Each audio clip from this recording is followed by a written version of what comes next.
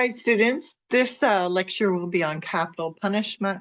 I'm going to look at different philosophical views. We will also be looking at the wrongness of aggression and unjustifiable violence, and the wrongness of coercion and coercive acts. You'll be able to explain and define legal punishment, capital punishment, and the philosophical requirements for punishment, explain facts about it internationally, nationally, and locally, explain and apply moral theories that justify punishment, explain the facts and assess the moral relevance of the following issues to the use of capital punishment: discrimination, innocence, cost, and a lack of evidence on deterrence. Explain and assess philosophical arguments on capital punishment, including Bedau, Haag, Kant, Mill, and Beccaria. Okay, so that's who we're going to focus on this week. So let's just start with the basic argument against violent acts, okay? Violent and coercive acts are almost always morally wrong. There's a minimal standard for human decency that is morally required just to not do wrong. So this requires not harming nor interfering with the autonomy of others, instead insisting that we respect the space, the physical well-being, the health, the welfare of others, and to demonstrate control over one's own emotions and actions. So no touching another person without their consent, no restricting another person's ability to choose for themselves, no restricting another's liberty, meaning freedom of movement, and absolutely no physical harm of another. So aggression is behavior attempting to harm or coerce another human. By the age of 4, most socialized humans can control their aggression and know they should control their aggression. The golden rule holds that the aggressor considers the perspective of the victim and whether, if they were in their shoes, would they want that done to them.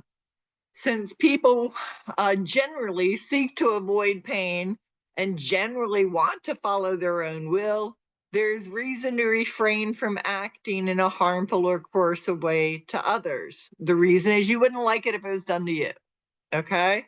For intentionalists like Sloat, the intention to act from ill will or indifference is how immorality is defined. So if we take it from the intent, from looking at the perspective of what the person's goal in mind is, right? The desire to cause pain and the desire to dominate other persons are immoral goals and drives. So the principle of non-maleficence holds either do no harm or prevent less harm from happening.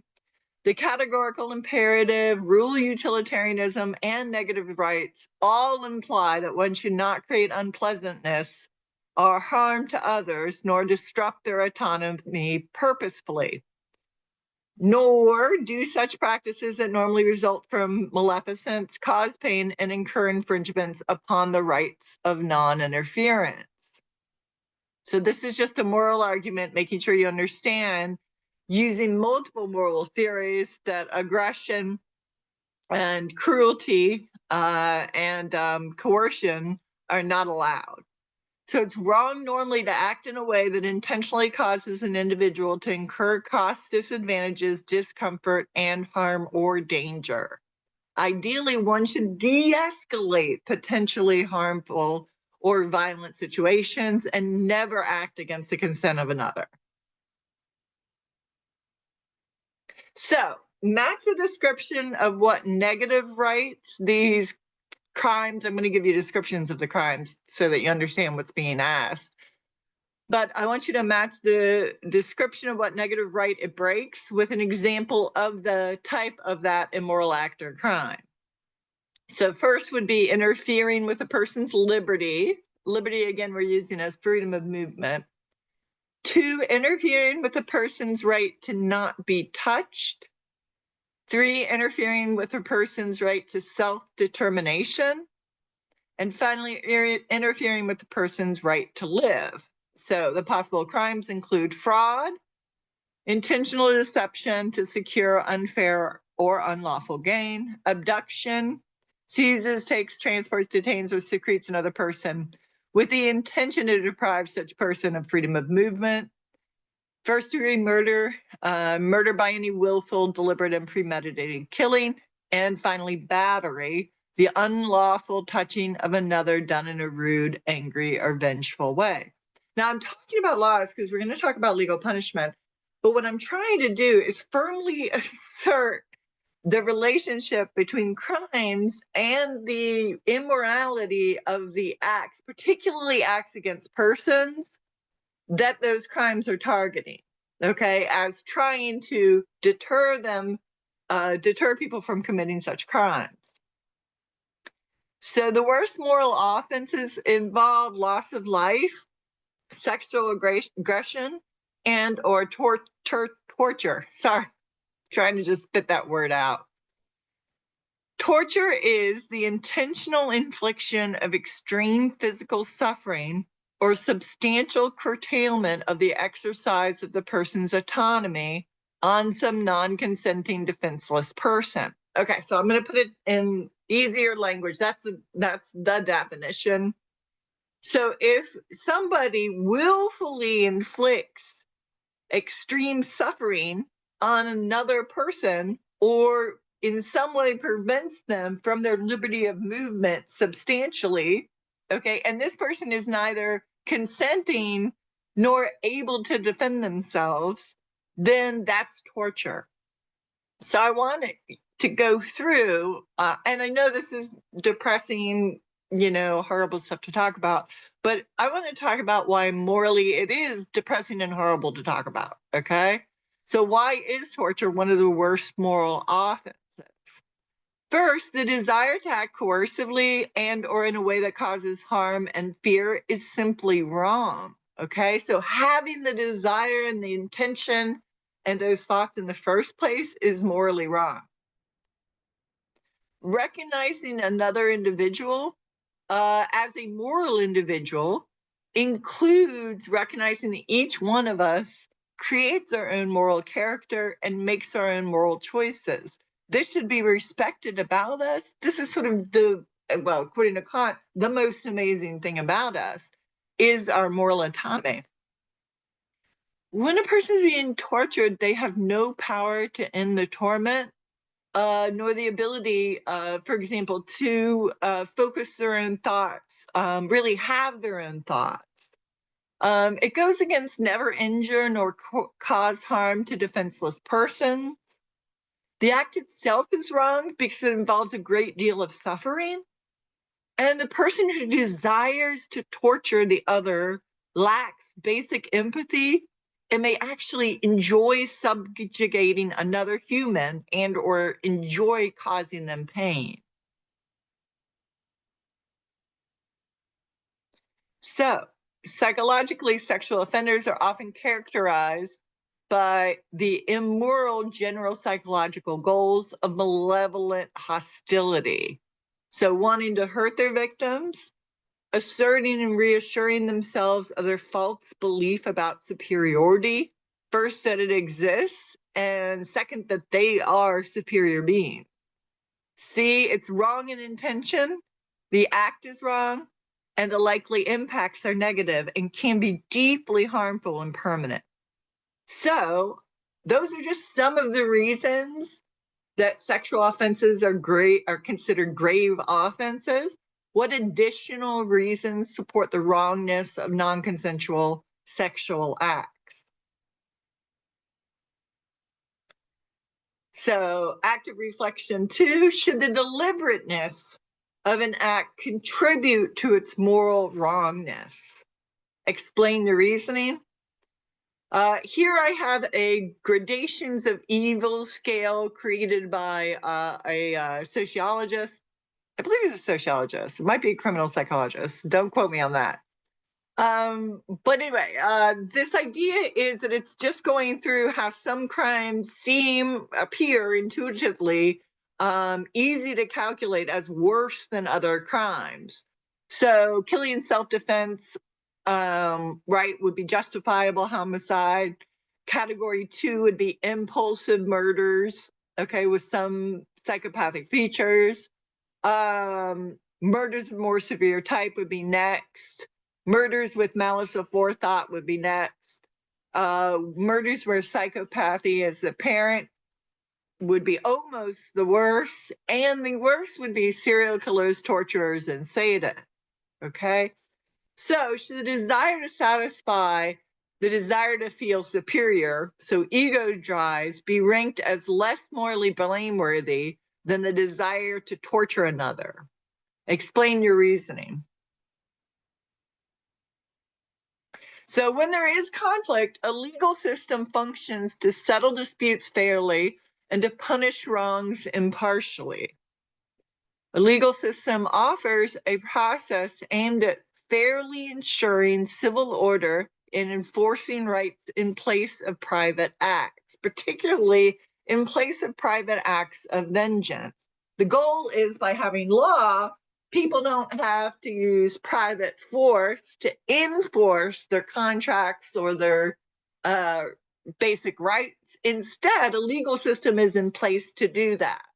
So instead of a person acting as judge, jury, and punisher in their own case, wherein they would not be impartial at all, involving the justice system allows impartiality, potentially, and fairness. Legal punishment is the authorized imposition of deprivations. Deprivations means losses. So the authorized imposition of losses, for example, of freedom of privacy or other goods to which a person otherwise has a right, or the imposition of special burdens because the person has been found guilty of some criminal violation. For example, if somebody is forced to pay a fine. So legal punishment must involve unpleasantness of some sort. Punishment must be given or done for a transgression. It must be imposed by someone who's been duly constituted or authorized to impose it, to impose punishment, and should not merely be left up to whim or caprice of individuals. It must be imposed according to certain sets of rules or laws, and these rules or laws must have been violated by the offender. So social goals of punishment include reducing crime. It should also be economical because the justice system costs everybody. It should channel public indignation, moral outrage, and rectify harm correctly. And ideally, it ought to make the offender better off. So the first philosopher that we're going to talk about is Cesare Beccaria. He's born in 1738 and died in 1794. And he was from Milan, Italy. We're going to put him as like lawful good. He's basically a bureaucrat who invented criminology at the ripe old age of 26. He, unlike many people in his social class, married for love. He was a member of a club called the Academy of Fists, and he was an early advocate for the metric system. So we're going to give him, this is 2 photographs of Milan, contemporary Milan. So we got +2 for him being romantic, +3 for his intelligence, and +3 for his wisdom. So Cesare Beccaria's treatise argued for deterrence theory of punishment.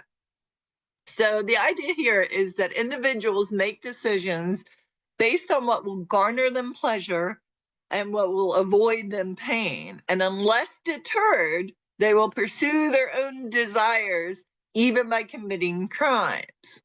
Okay, so this is just a claim about human nature and decision-making.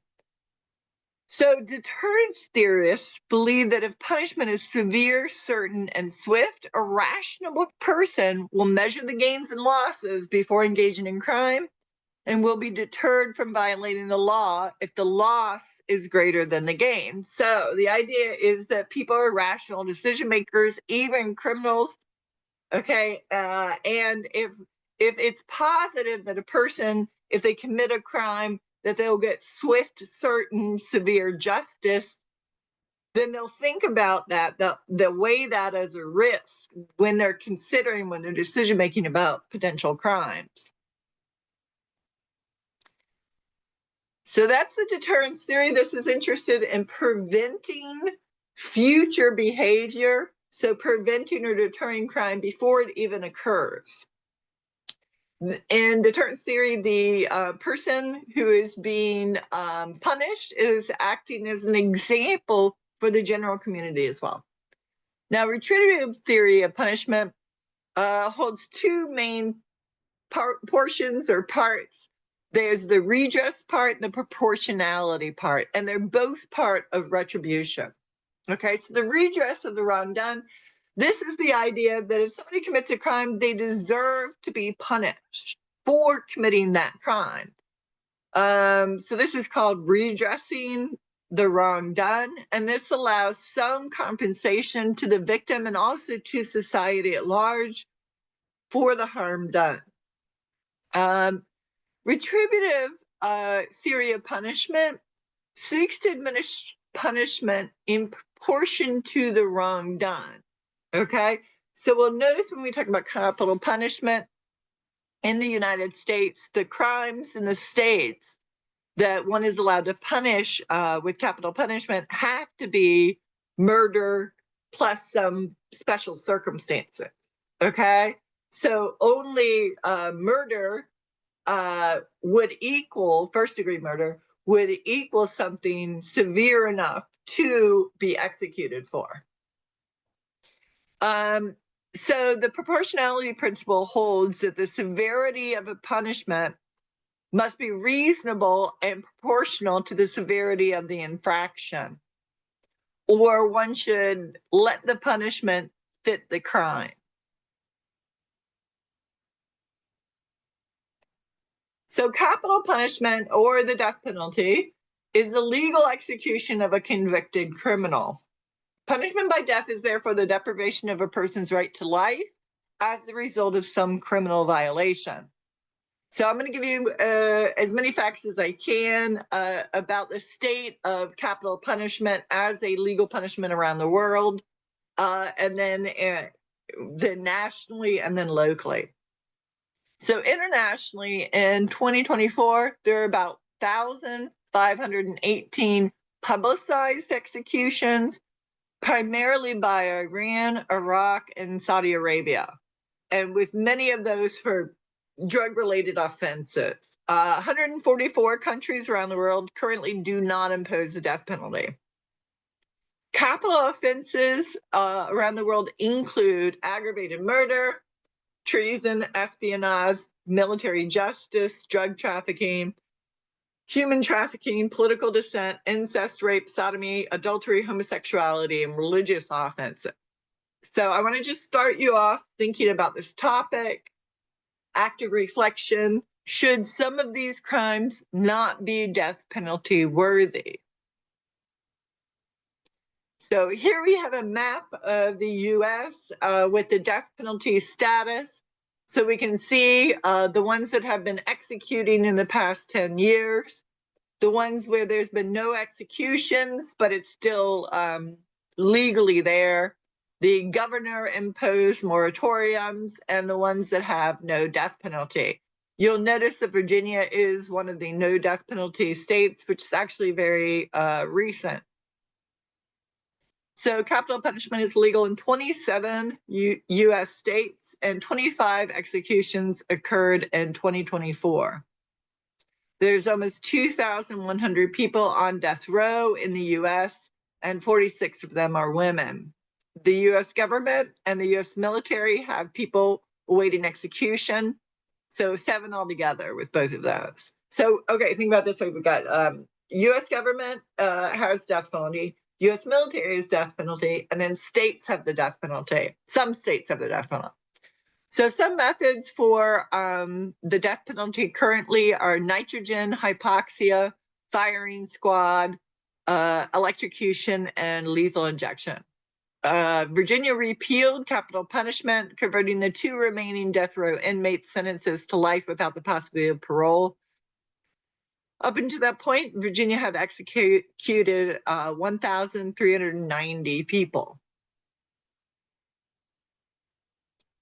So we're going to start with John Stuart Mill, and I want you to think about whether this is deterrence, whether it's talking about the effects of the punishment and how to keep people from punishing in the future, or if this is retributive, it's talking about redress. Somebody did wrong, therefore they deserve to be punished. And also they deserve to be punished in proportion to the harm that they did. Okay, so the second one is retribution theory, or retributive theory of justice, and the first one is deterrence theory of justice. So John Stuart Mill says, if it is known conclusively that a person committed murder with nothing that eases the responsibility of the human, no hope he will learn human decency, and no reason to believe this went against his character rather than resulted from how he conducts himself, then capital punishment is the most appropriate. Why? Because it is the most impressive way to show the importance of never murdering. Now we're going to switch to Kant. Kant's reasoning on capital punishment goes like this. The undeserved evil which anyone commits on another is to be regarded as perpetrated on himself. If you slander another, you slander yourself. If you steal from another, you steal from yourself. If you strike another, you strike yourself. If you kill another, you kill yourself. But whoever has committed murder must die. There is, in this case, no juridical substitute or surrogate that can be given or taken for the satisfaction of justice. There is no likeness or proportion between life, however painful, and death. And therefore, there is no equality between the crime of murder and the retaliation of it, but what is judicially accomplished by the execution of the criminal. Okay, so active reflection. Let's think about Kant's reasoning here. Is he making a deterrence argument, or is he making a retribution argument? For both these arguments, I want you to go back and assess them and see if this is good reasoning or not. Are the claims being supported by the reasoning given?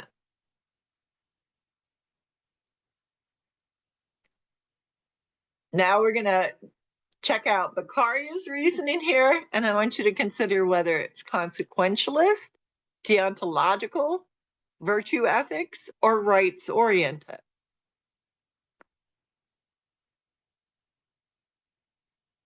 The useless profusion of punishment, which have never made men better, induces me to inquire whether the punishment of death be really just or useful in a well-governed state.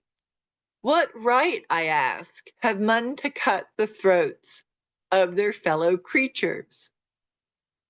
Certainly not that on which the sovereignty and laws are founded. The laws, as I've said before, are only the sum of the smallest portions of the private liberty of each individual and represent the general will, which is the aggregate of that of each individual. Did anyone ever give to others the right of taking away his life? Okay, so assess Beccaria's reasoning as either consequentialist, deontological, virtue ethics, or rights-oriented. For this one, I want you to consider whether Beccaria's reasoning is deterrence-oriented or retribution-oriented.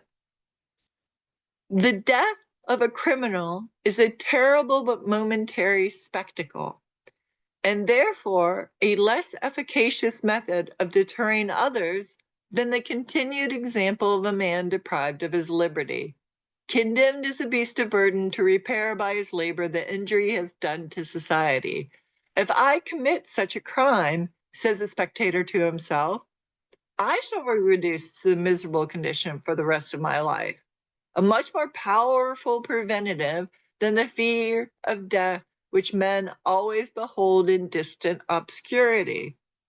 The terrors of death make so slight an impression that it is not force enough to withstand the forgetfulness natural to mankind. Violent impressions surprise us, but their effect is momentary. Okay, so assess this reasoning. Is this deterrence, retribution oriented? One last quote, which I want you to assess for the main point, is again Beccaria. Quote, the punishment of death is pernicious to society from the example of barbarity it affords. If the passions have taught men to shed the blood of their fellow creatures, the laws which are intended to moderate the ferocity of mankind should not increase it by examples of barbarity. The more horrible as this punishment is, usually attended with formal pageantry.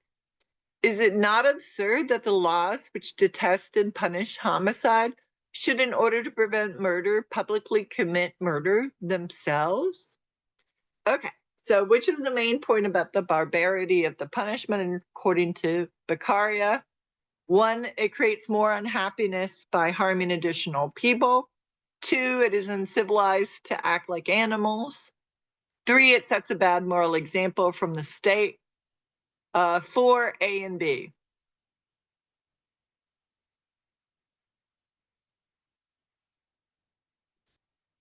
Next, we're going to talk about the laws.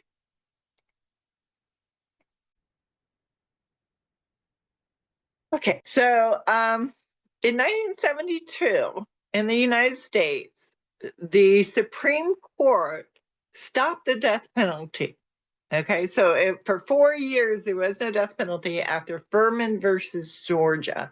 The legal reasoning behind it was that the death penalty constitutes cruel and unusual punishment in violation of the 8th and the 14th Amendments. 14th Amendment because it was also discriminatory, so it was being doled out unfairly. So there's 4 years where there's no death penalty in all of the state. Okay, this doesn't apply to national laws. So in 1976, they have a court case called Gregg versus Georgia. And in this court case, they re-allowed it. This was in Gregg versus Georgia, this man did basically a robbery and murder of 2 different guys because they were nice enough to give him a lift when he was hitchhiking. Okay, so the legal reasoning that occurred for the Gregg versus Georgia decision was that it does not constitute cruel and unusual punishment, and that it is fair as long as it's being applied fairly, which requires steps of punishment that hadn't been required before. And then eventually also the Supreme Court decided to limit death penalty legally so that it couldn't apply to children and to those with a minimal mental capacity. So you can't execute people in those categories.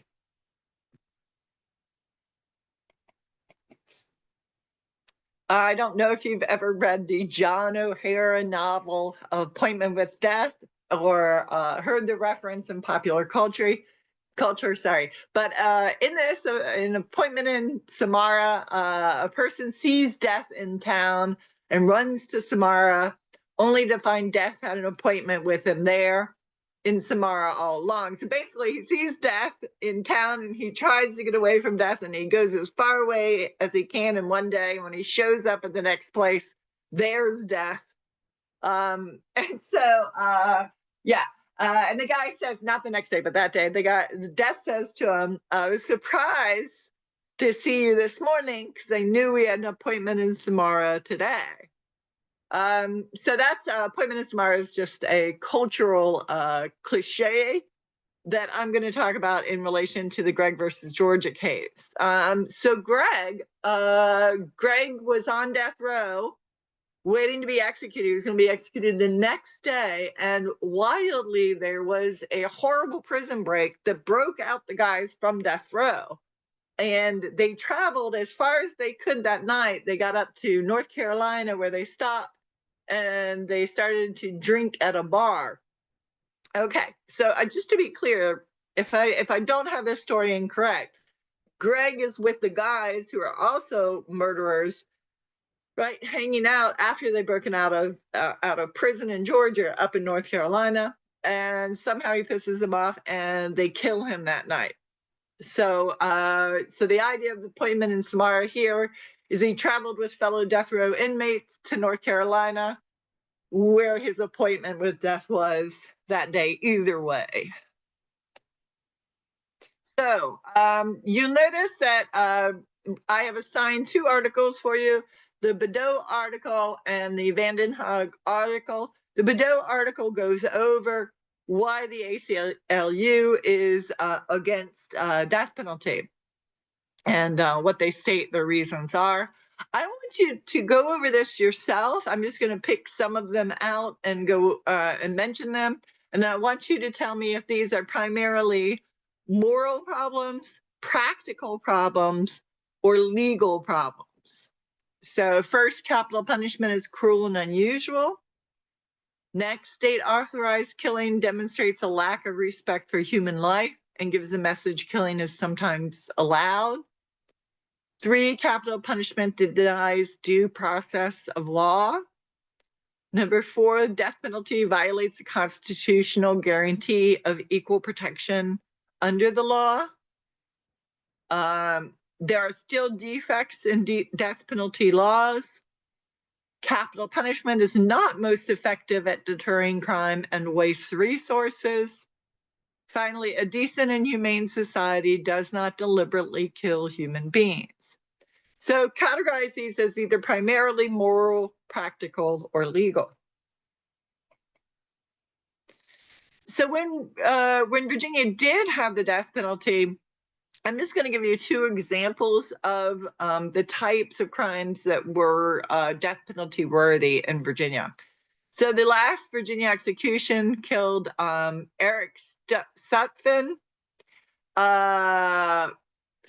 The last guy who executed who was executed in Virginia, William Morava, was executed for killing 2 different people.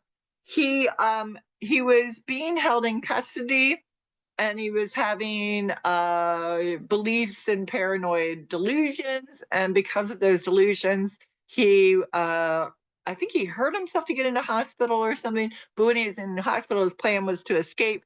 And he killed a guard in the hospital. And then later, when he was on the run, he killed another deputy. Okay. And this was happening in, I believe, Blacksburg after what had happened at Virginia Tech. So this involved a manhunt and stuff like that. So he was the last one who was executed. And that's a typical case where you have multiple murderers, didn't just kill one person, but killed more than one person is often the case, or ones that are extremely premeditated. Robert Gleason Jr. is an example of a really unusual case. He killed a guy in prison, in a robbery.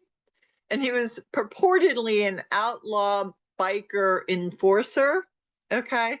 So he killed a guy and then he went to jail. And then he killed another guy in prison. And then when he was up for that crime, up before the judge and stuff, he told the judge he would kill again if they didn't execute him. Okay. And so unfortunately, even though he was held in the most extremely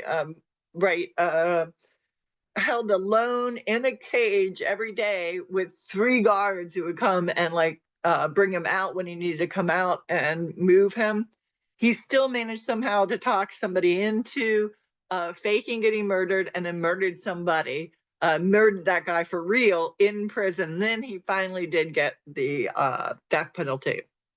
So this gives you an idea about the crimes that are being pursued for death penalty, were being pursued.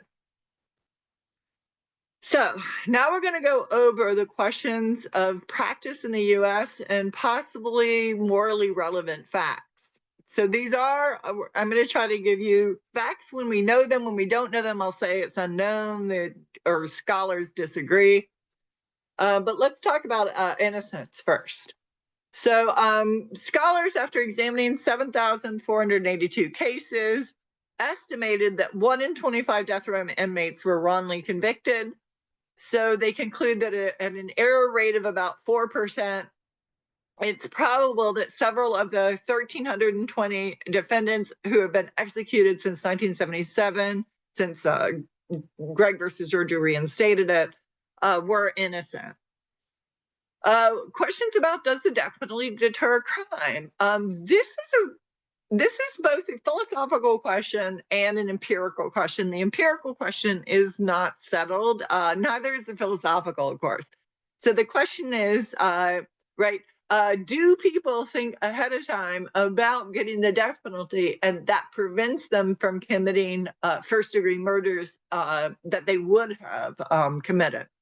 So in order to figure out whether or not it does or does not deter crime, there have been many studies, and there's no widespread agreement about that. Cost of the death penalty. So we're going to use Texas because purportedly this would be closest to average. A death penalty case costs an average of $2.3 million. The cost for the cost is 3 times the cost of imprisoning somebody in maximum security for the normal length of their life in prison, which would be 40 years. How is the application of the death penalty discriminatory? Well, before Furman versus Georgia, there seemed to be, to the Supreme Court and others, a correlation between the race of the criminal and the application of the death penalty. But after they instated these different, more rigorous structures on the sentencing, and they bifurcated the trials. So basically, you have the presentation of the evidence, right, and the conviction, and then you have the sentencing separate, where you can hear the mitigating factors as well as the aggravating factors for the sentencing.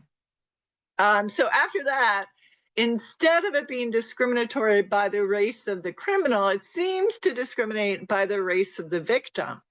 So the race of the victim correlates with the imposition of the death penalty. For example, in Virginia, in cases of rape, murder, the probability the offender will be sentenced to death is 19% if the victim is Black, 42% if the victim's white. African-American people who rape and murder white victims are more than 4 times more likely to be sentenced to death than those who murder and rape Black victims. In robbery murders, the death sentence was more than 3 times more likely if the victim was white than if the victim was Black. Women are simply rarely charged with capital murder. But they offend less often. Say men supposedly make up about 90%, say, of the murderers. But still, the amount of women on death row indicates discrimination as well, sex discrimination, in favor of women. So consider these problems. This is active reflection. Consider these problems in the practice of capital punishment.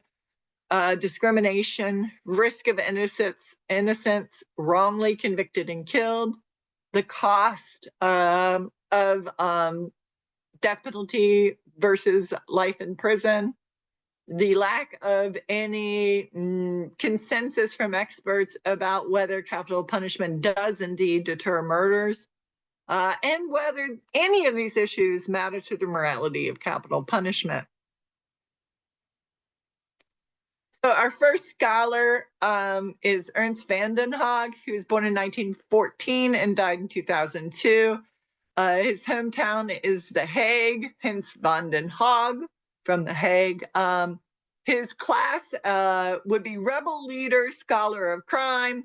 He actually survived a political assassination attempt as a leftist during Mussolini's Italy, where he was shot 5 times. He did quite a political turnaround and ended up being very conservative later in life. And that's a little bit about Ernst van den Haag. So we'll give him cleverness for his political routing during Mussolini's time, his bravery, and his flexibility of mind. Now what I want you to do is to read Ernst van den Haag.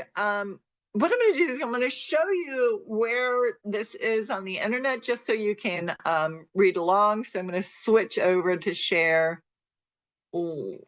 my so here is where we have Ernst van den Haag's article that we have for free, and this is on pbs.org. Okay, and this is from Frontline, Death Penalty Pro and Con. So this is published from the Harvard Law Review Association. So you're going to read along with this, and I just want to point out that both of the scholars that we're going to study in depth for the capital punishment discussion are kind enough to be very clear about marking what topic they're talking about per section. So we're going to start with distribution, then go to miscarriages of justice, then talk about deterrence, then incidental issues, according to van den Haag, justice, excess, degradation, and these notes are attached to the article as a whole, okay? We're also going to, a bit later on, you're going to switch over to read this. This is the link, The Case Against the Death Penalty by Hugo Adam Bedau. You can look this up online if you aren't in the class, and you can find this version. So he gives an introduction, and then he, like van den Haag, is going to go over deterrence, but he's going to add in unfairness, inevitability of error, barbarity, retribution, costs, public opinion, trends, and then those are the citations at the end. So feel free to read those before you go on with the next part. Okay, so Ernst van den Haag argues that the death penalty is moral, and he has a few main sub-conclusions to the main conclusion, it's moral. One thing is he rebuts the criticism that capital punishment is distributed unfairly. He says that there is reason to believe that the death penalty deters. He argues that criminals implicitly consent to punishment and deserve what they suffer. He has a rebuttal to the claim that capital punishment is excessive, and a rebuttal to that punishment is degrading. I want you to paraphrase at least one main argument for one of these main sub-conclusions. This will give you practice because I give you the conclusion and you go through what the evidence that he gives is.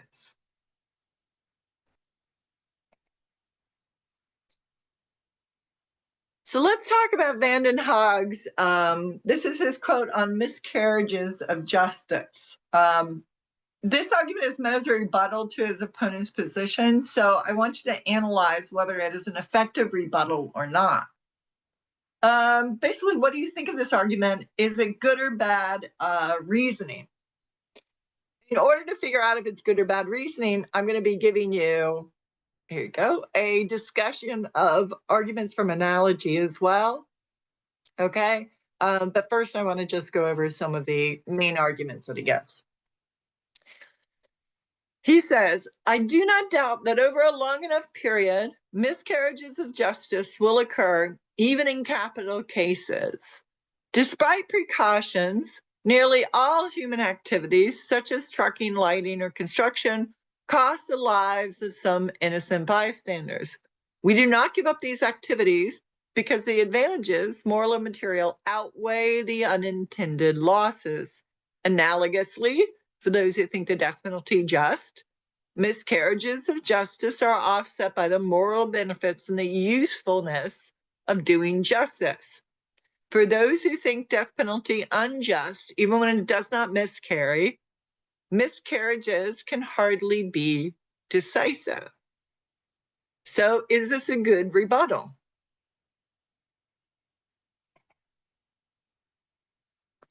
Vanden Haag has argued that never to execute a wrongdoer, regardless how depraved his actions are, is to proclaim that no act can be so irredeemably vicious as to deserve death, that no human being can be so wicked enough to be deprived of life.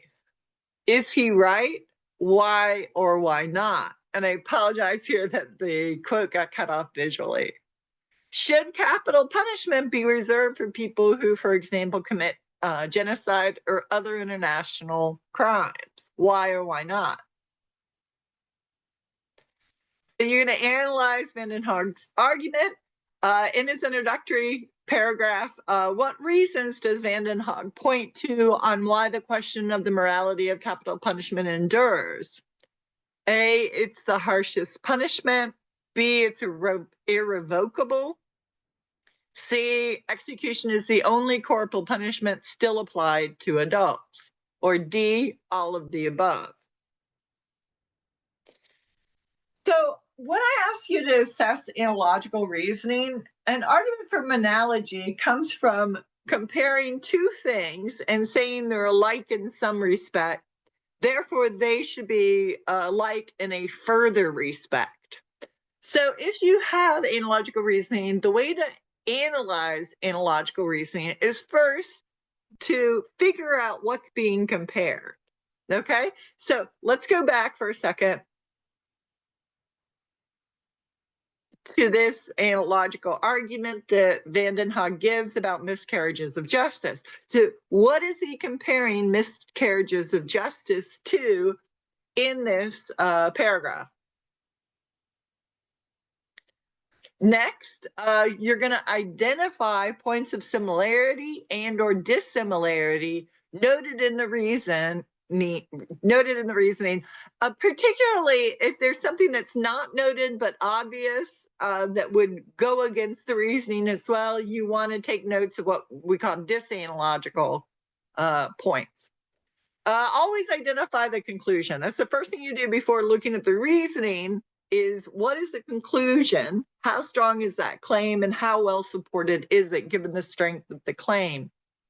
So the way that you assess good analogical reasoning in general, if it's a good analogical reasoning example, it has tolerably extensive knowledge of the subject, states explicitly relevant similarities, offers minimal relevant dissimilarities, and offers sufficient evidence to support the strength of the conclusion.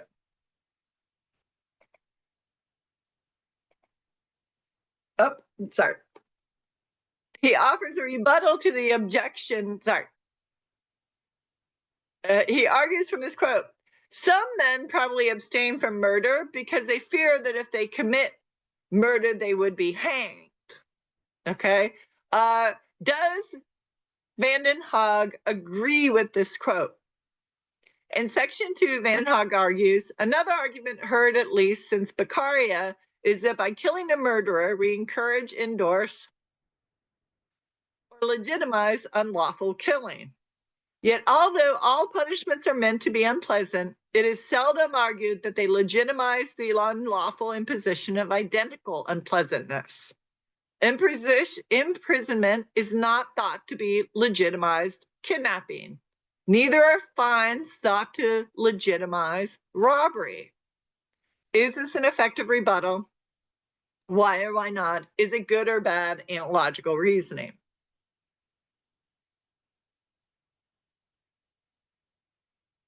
Van den Haag's final paragraph, he says, look, if execution of those who have committed heinous murders may deter only one murder per year, if it does, it seems quite warranted. It is also the only fitting retribution for murder I can think of. Here is the argument from deterrence, retribution, both or neither. Now we have our last philosopher, born in 1926 in Portland, Oregon, Hugo Adam Bedau. We're going to put his alignment at lawful good and his classic cleric. He's very famous for publicly opposing the death penalty. He brought capital punishment into the national spotlight, and he felt compelled to act because normally philosophers are not philosophers of action, but philosophers of language, or language is their writing is and speaking is their tools. But he felt compelled to act against it publicly and politically because he overheard a bad political speech and it bugged him that much. So he felt that philosophers must act. So we'll give him a +3 for integrity, +3 for healing morally, and +1 for living a long life. Now, again, I give you the idea of where to go to get Bedau's article. And I want you to use this as an exercise to walk through the analysis. So these are the sections I want you to focus on. And these are the main conclusions. And I want you to see what evidence he gives for each of these main conclusions. So deterrence, capital punishment fails as a deterrent. Unfairness, it's practiced discriminately. The inevitability of error, innocent people will and have been executed. Barbarity, executing criminals is uncivilized. Retribution, life in prison is sufficient punishment. It's proportional for the crime and is proper redress. Finally, costs. Bedau notes that it costs much more than life in prison, thus the less costly procedure is better. For each of these arguments, are they good or bad? Why or why not? Do they together offer sufficient support for the claim? So I want you to restate this in your own words. It is often argued that death is what murderers deserve, and that those who oppose the death penalty violate the fundamental principle that the criminals should be punished according to their deserts, making the punishment fit the crime. Bedau rebuts, if this principle is understood to require that punishments are unjust unless they are like the crime itself, then the principle is unacceptable. It will require us to rape rapists, torture torturers, and inflict other horrible and degrading punishments on offenders. It will require us to betray traitors and kill multiple murderers again and again. Punishments impossible to inflict. So is Bedau's rebuttal a good rebuttal? Why or why not? Okay, so wrapping this up, active learning exercise, true or false, Bedau holds that the inevitability of executing innocents supports not morally permitting capital punishment. Bedau holds that women are discriminated against in the application of the death penalty in the US. Bedau agrees with Beccaria that the death penalty is barbaric. Beccaria, true or false, Beccaria invented criminology at 26. And match the philosopher to their positions. We use Kant, Mill, Bedau, and Van den Haag. Is capital punishment sometimes morally permissible, or is it always morally impermissible?